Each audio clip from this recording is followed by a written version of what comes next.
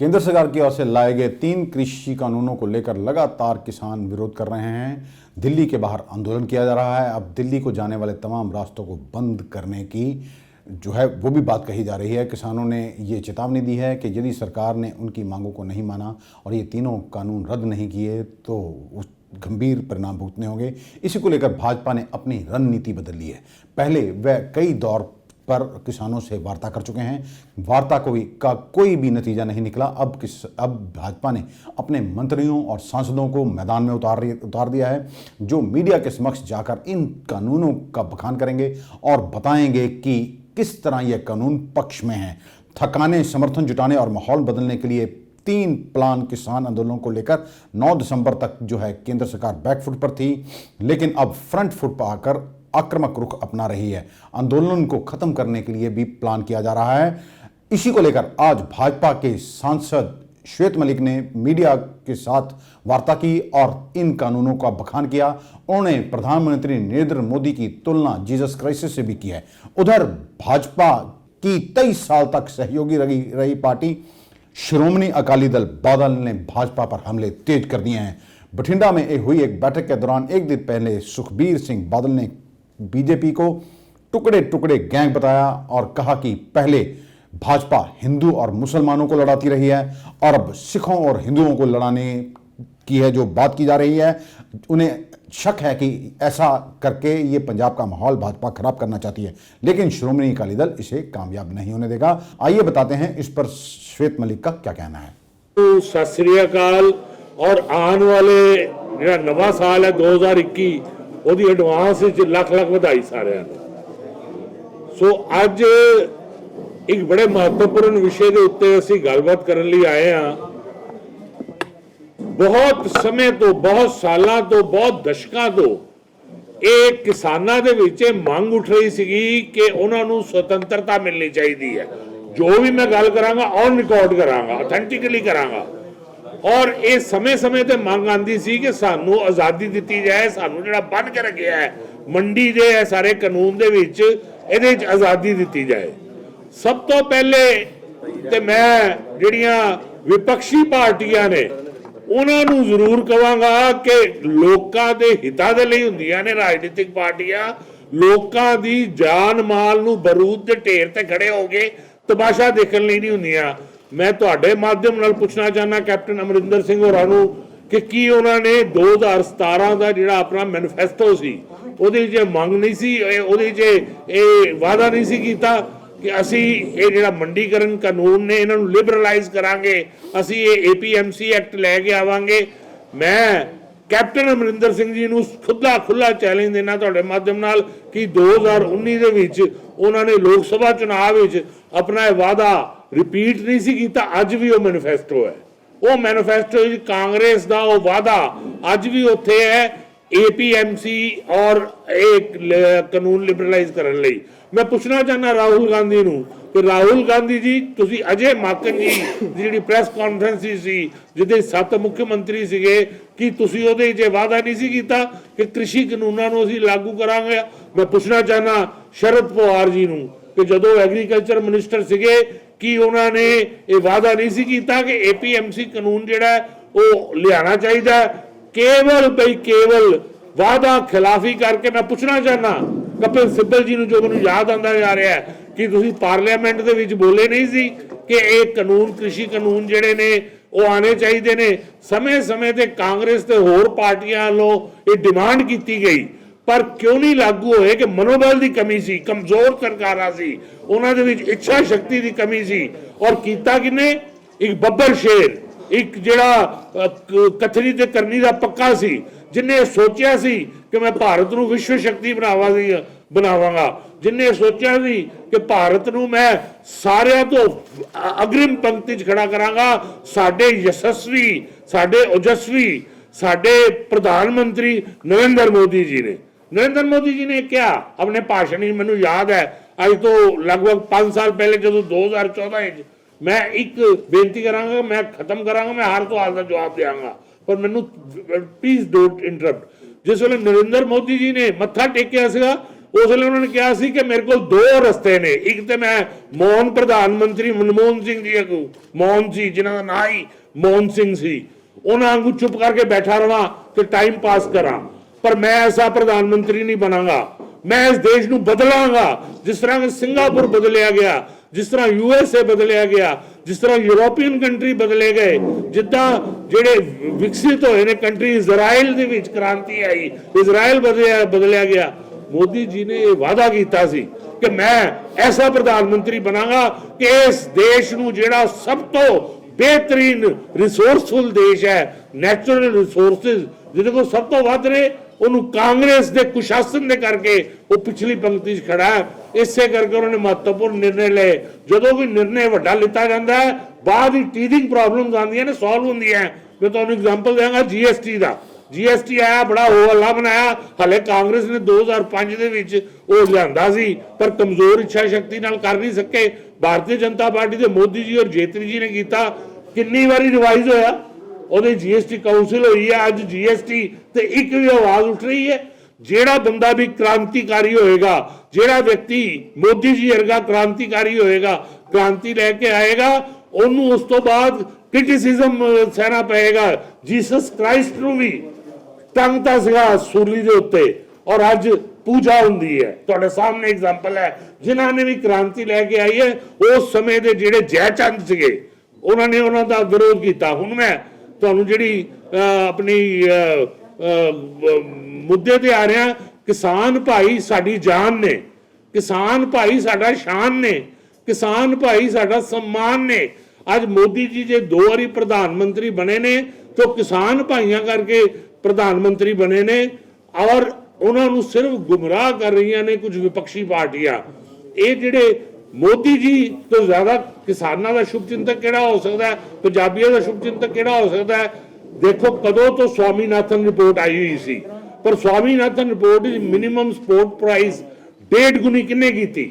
ਮੋਦੀ ਜੀ ਨੇ ਕੀਤੀ, ਔਰ ਕਈ ਲਫ਼ਜ਼ਾਂ ਹੀ ਨਹੀਂ ਕੀਤੀ, ਕਾਂਗਰਸੀ ਵਾਂਗੂ ਝੂਠੇ ਵਾਅਦੇ ਨਹੀਂ ਕੀਤੇ। 1.5 ਗੁਣਾ ਪ੍ਰਾਈਸ ਹੋਈ, ਉਹਦਾ ਡਾਟਾ ਪ੍ਰੈਸ ਕੋਲ ਔਰ ਸਾਰੇ ਦੇਸ਼ ਕੋਲ ਹੈਗਾ। ਹਾਲੇ ਵੀ ਮੋਦੀ ਜੀ ਬੈਠੇ ਨਹੀਂ, ਉਹਨਾਂ ਨੇ ਕਿਹਾ ਹੈ ਕਿ ਇਸ ਦੇਸ਼ ਦਾ ਕਿਸਾਨ ਜਦ ਤੱਕ ਸਮਰਿੱਧ ਨਹੀਂ ਹੋਏਗਾ, ਇਹ ਦੇਸ਼ ਤਰੱਕੀ ਨਹੀਂ ਕਰ ਸਕਦਾ। ਮੈਂ ਇਸ ਕਿਸਾਨ ਦੀ ਆਮਦਨ ਦੁੱਗਣੀ ਕਰਨੀ ਹੈ। ਅੱਜ 1 ਏਕੜ ਦੇ ਵਿੱਚੋਂ 30,000 ਤੋਂ 50,000 ਤੱਕ ਦੀ ਆਮਦਨ ਹੁੰਦੀ ਹੈ। ਮੋਦੀ ਜੀ ਚਾਹੁੰਦੇ ਨੇ ਕਿ ਲੱਖਾਂ ਰੁਪਏ ਦੀ ਆਮਦਨ ਹੋਏ। 1 ਏਕੜ ਦੇ ਵਿੱਚ ਝੋਨਾ ਤੇ ਕਣਕ ਲਾਈਏ ਤੇ 30 ਤੇ 50,000, 30 ਤੋਂ 50,000 ਦੀ ਆਮਦਨ ਹੈ।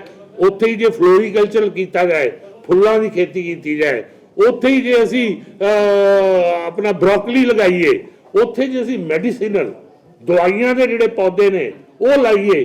ਮੈਂ ਪਿੱਛੇ ਇੱਕ ਅਖਬਾਰ ਵਿੱਚ ਪੜ੍ਹ ਰਿਹਾ ਸੀ ਕਿ ਇੱਕ ਕਿਸਾਨ ਨੇ ਐਕਸਪੈਰੀਮੈਂਟ ਕੀਤਾ, 1 ਏਕੜ ਦੇ ਵਿੱਚ ਉਹਨੇ ਖੀਰੇ ਲਾਏ, ਔਰ 1 ਏਕੜ ਦੀ ਲਗਭਗ 50,000 ਵੱਧ ਤੋਂ ਵੱਧ ਇਨਕਮ ਹੁੰਦੀ ਹੈ ਝੋਨੇ ਤੇ ਕਣਕ ਦੀ। 5 ਲੱਖ ਰੁਪਏ ਉਸ ਕਿਸਾਨ ਨੇ ਖੀਰੇ ਲਾ ਕੇ ਉਸ ਏਕੜ ਚੋਂ ਕਮਾ ਲਏ। ਮੋਦੀ ਜੀ ਇਹੀ ਚਾਹੁੰਦੇ ਨੇ ਕਿ ਐਕਸਪਰਟਸ ਦੇ ਨਾਲ ਐਗਰੀਮੈਂਟ ਹੋਏ ਕਿਸਾਨਾਂ ਦਾ। ਕਿਸਾਨ ਐਜੂਕੇਟਿਡ ਨਹੀਂ ਹੈਗੇ, ਉਹ ਕਿਸਾਨਾਂ ਨਾਲ ਐਜੂਕੇਟਿਡ ਲੋਕ ਆ ਕੇ ਐਗਰੀਮੈਂਟ ਕਰਨ, ਔਰ ਉਹ ਉਹਨਾਂ ਨੂੰ ਟੈਕਨੋਲੋਜੀ ਵੀ ਦੇਣ, ਉਹਨਾਂ ਨੂੰ ਅਵੇਅਰ ਵੀ ਕਰਨ, ਉਹਨਾਂ ਨੂੰ ਐਜੂਕੇਟ ਕਰਨ, ਜਿਹਦੇ ਨਾਲ ਕਿ ਨਵੀਂ ਤਰ੍ਹਾਂ ਦੀ ਖੇਤੀ ਦੀਆਂ ਜਿਹੜੇ ਐਕਸਪੈਰੀਮੈਂਟ ਹੈਗੇ ਨੇ ਉਹ ਕੀਤੇ ਜਾਣ। ਕੇਵਲ ਝੋਨੇ ਤੇ ਕਣਕ ਦੇ ਉੱਤੇ ਅਸੀਂ ਡਿਪੈਂਡੈਂਟ ਨਾ ਰਹੀਏ।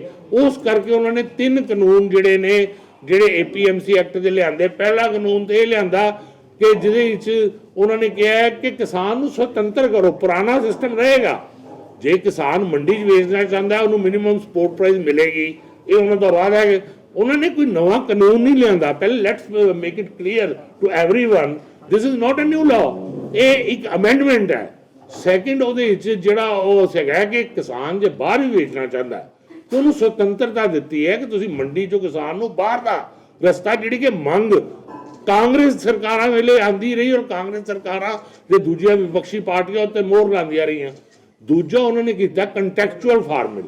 ਕੰਟੈਕਚੁਅਲ ਫਾਰਮਿੰਗ ਹੈ ਕਿ ਇੱਕ ਐਕਸਪਰਟ ਹੈ ਫਾਰਮਿੰਗ ਦਾ, ਪੜ੍ਹਿਆ ਲਿਖਿਆ ਹੈ, ਉਹ ਆ ਕੇ ਕਿਸਾਨ ਦੇ ਨਾਲ ਐਗਰੀਮੈਂਟ ਕਰ ਲਏਗਾ ਕਿ ਮੈਂ ਤੁਹਾਡੇ 1 ਏਕੜ ਦੇ ਵਿੱਚ ਬਰੋਕਲੀ ਲਗਾਵਾਂਗਾ, ਇਹ ਬਰੋਕਲੀ ਤੁਸੀਂ ਲਗਾਓ, ਇਹ ਬੀਜ ਹੈ, ਇਹ ਨੋ-ਹਾਉ ਹੈ, ਇਹ ਟੈਕਨੋਲੋਜੀ ਹੈ, ਔਰ ਇਹਦੀ ਜੋ ਆਮਦਨ ਹੋਏਗੀ ਅਸੀਂ ਆਪਸ ਵਿੱਚ ਵੰਡ ਲਾਂਗੇ। ਔਰ ਉਹਦੇ ਵਿੱਚ ਵੀ ਐਕਟ ਦੇ ਵਿੱਚ ਸਾਰਾ ਕੁਝ ਕਿਸਾਨ ਨੂੰ ਦਿੱਤਾ। ਜੇ ਉਹ ਆਮਦਨ ਵੱਧ ਜਾਏਗੀ ਤੇ ਕਿਸਾਨ ਕਿਸੇ ਲਈ ਵੀ ਐਗਰੀਮੈਂਟ ਤੋਂ ਬਾਹਰ ਆ ਸਕਦਾ ਹੈ, ਬਾਇਰ ਨਹੀਂ ਆ ਸਕਦਾ, ਸੈਲਰ ਆ ਸਕਦਾ ਹੈ। ਔਰ ਉਹਦੇ ਇਲਾਵਾ ਕਿਸਾਨ ਜਿਹੜਾ ਹੈ ਉਹ ਕਿਸੇ ਵੇਲੇ ਵੀ ਪ੍ਰਾਈਸ ਰਿਵੀਜ਼ਨ ਜਿਹੜਾ ਹੈਗਾ ਉਹਨੂੰ ਇੰਜੋਏ ਕਰ ਸਕਦਾ।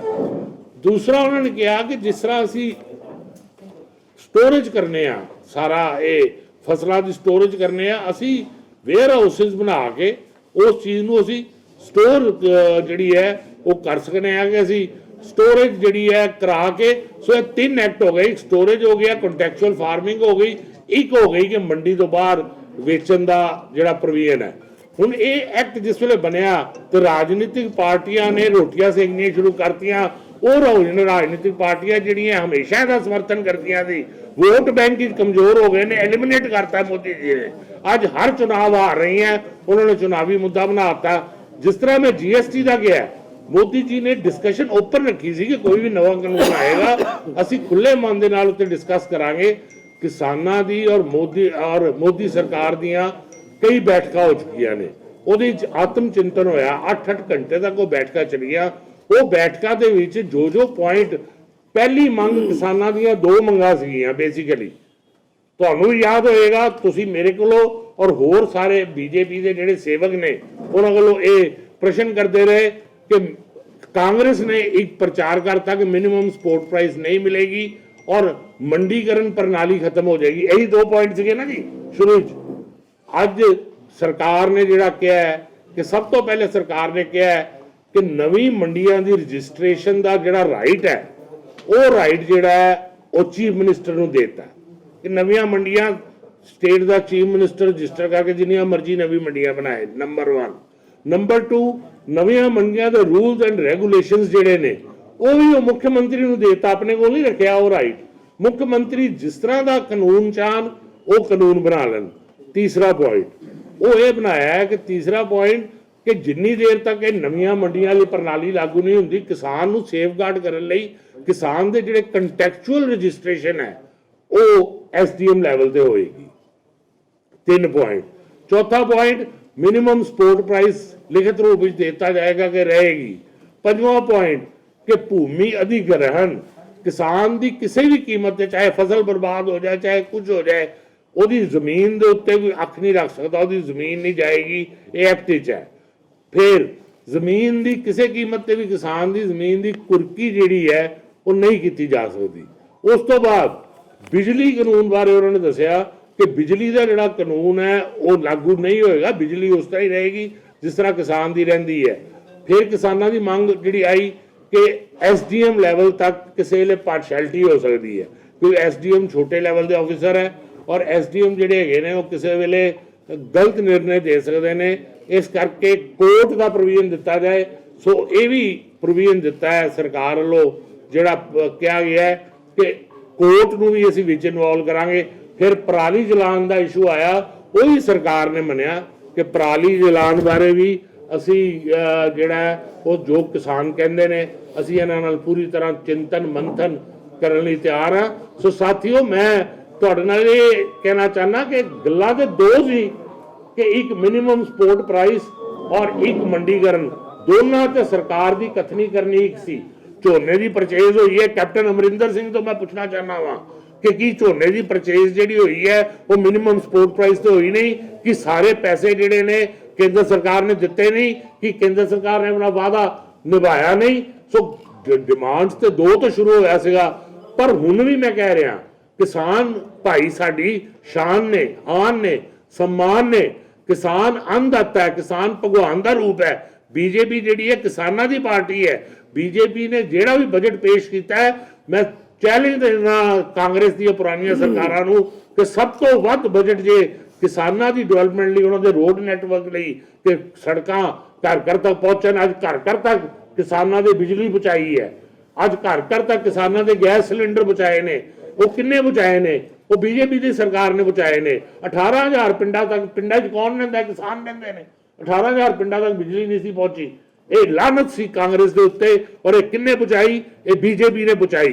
ते ये जिन्ने सुधार अज होए ने, अज करोना का टाइम होया 1500 रुपए जिहड़ी भैणां दे अकाउंट च गए, वो किसान भैणां सीगियां जिन्हां नूं जे 5 किलो अनाज, 5 किलो आटा ते 1 किलो ਦਾਲ ਦਿੱਤੀ ਗਈ ਹੈ ਤੇ 70% ਆਬਾਦੀ ਕਿਹਨਾਂ ਦੀ ਸੀ? ਕਿਸਾਨਾਂ ਦੀ ਸੀ। ਜੇ ਆਯੁਸ਼ਮਾਨ ਸਕੀਮ, ਮੁਫਤ ਇਲਾਜ ਦੀ ਸਕੀਮ, ਦੁਨੀਆ ਦੀ ਸਭ ਤੋਂ ਵੱਡੀ ਸਕੀਮ, 5 ਲੱਖ ਰੁਪਏ ਤੱਕ ਨਾ ਦਵਾਈ ਦਾ ਖਰਚਾ ਹੈ, ਨਾ ਡਾਕਟਰ ਦਾ ਖਰਚਾ ਹੈ, ਨਾ ਹਸਪਤਾਲ ਦਾ ਖਰਚਾ ਹੈ, ਹਰ ਤਰ੍ਹਾਂ ਦੇ ਖਰਚੇ ਤੋਂ ਬਸ ਕਾਰਡ ਇੱਕ ਤੁਸੀਂ ਆਧਾਰ ਕਾਰਡ ਦੇ ਬੇਸ ਤੇ ਬਣਵਾਉਣਾ ਹੈ ਔਰ ਉਹ ਕਾਰਡ ਦਿਖਾ ਕੇ ਤੁਹਾਨੂੰ ਸਹੂਲਤ ਮਿਲ ਜਾਣੀ ਹੈ। ਤੇ ਉਹ ਕਿੰਨੇ ਦਿੱਤੀ?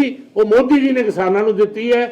ਅੱਜ ਜੇ ਪੰਜਾਬ ਦੇ ਸੱਚੇ ਤੈਸ਼ੀ ਨੇ 84 ਦੇ ਦੰਗੇ ਜਿਹੜੇ ਕਾਂਗਰਸੀਆਂ ਨੇ ਸਿੱਖਾਂ ਦੇ ਗਲੇ ਟਾਇਰ ਪਾ ਕੇ ਸਾੜੇ, ਸਿੱਖਾਂ ਨੂੰ ਜ਼ਿੰਦਾ ਜਲਾਤਾ, ਸਿੱਖਾਂ ਨੂੰ ਇਨਸਾਨ ਪੰਜਾਬੀਆਂ ਨੂੰ ਕਿਹਨੇ ਦਵਾਇਆ?